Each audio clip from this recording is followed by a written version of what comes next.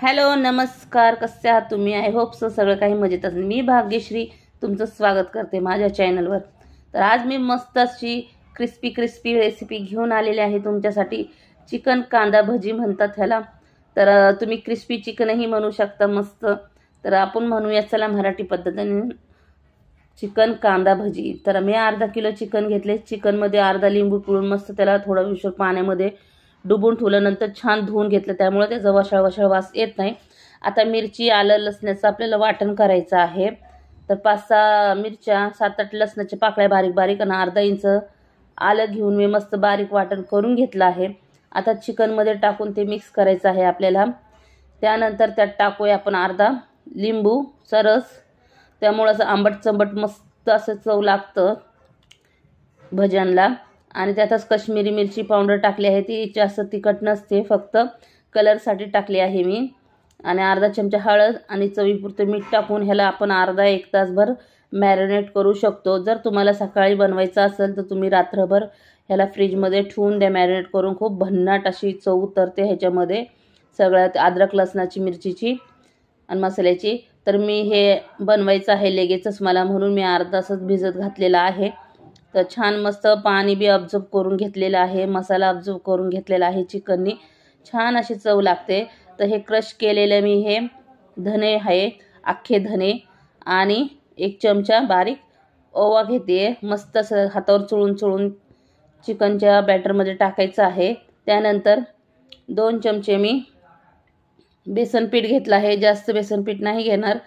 Crispy होण्यासाठी तुम्ही तांदळाचं पीठ टाका किंवा कॉर्नफ्लॉवर टाका, तर छान मस्त अशी चव येते। तर मी कॉर्नफ्लॉवरचा उपयोग केलेला आहे, त्यामुळे जास्तच क्रिस्पी होतात।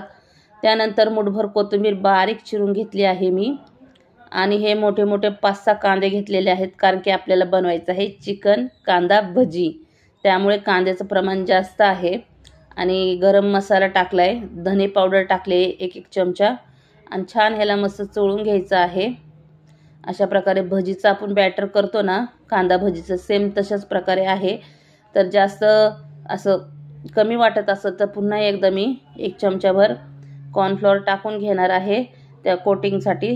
तर छान असं मस्त क्रिस्पी होणार आहे, जास्त टाकायचं नाही, नाहीतर पिठाचं लगद्यासारखं होतं। तर मला थोडं पाणी वाटलं होतं ना, त्यामुळे मी टाकून घेतलं आहे। आता हे छान मिक्स करून घ्यायचं आहे अशाच प्रकारे सगळं, आणि 10 मिनिटं बाजूला ठेवून द्यायचं, नंतर तळून घ्यायचं आहे। तर त्यासाठी मी कढईमध्ये तेल टाकून घेतलं। 10 मिनिटं मी ठेवलं होतं चिकन रेस्टला, 10-15 मिनिटं, अर्धा तास ठेवू नका, कारण की आपण त्यात मिक्स केले। 10 मिनिटच ठेवा। तेल चांगलं गरम झाल्यावर त्यात 1-1 पीस चिकनचे सोडून घ्यायचे आहेत छान। तर एकदम असे एकाच ठिकाणी टाकायचे, असे एक करत गोल राऊंड करायचं आहे, जसं व्हिडिओमध्ये दाखवलं आहे त्याप्रमाणे। त्यामुळे चिकन एकमेकांना चिटकत नाहीत किंवा कच्चेही राहत नाही, जितके चिकनचे पीस बसायचे तितकेच बसतात कढईमध्ये। अशा प्रकारे मी पूर्ण चिकनचे पीस 1-1 करून राऊंडमध्ये सोडून घेतले आहेत, पाहू शकता तुम्ही। तर आमच्या घरात 4च लोक असल्यामुळे मी कमी क्वांटिटी घेतली आहे चिकनची।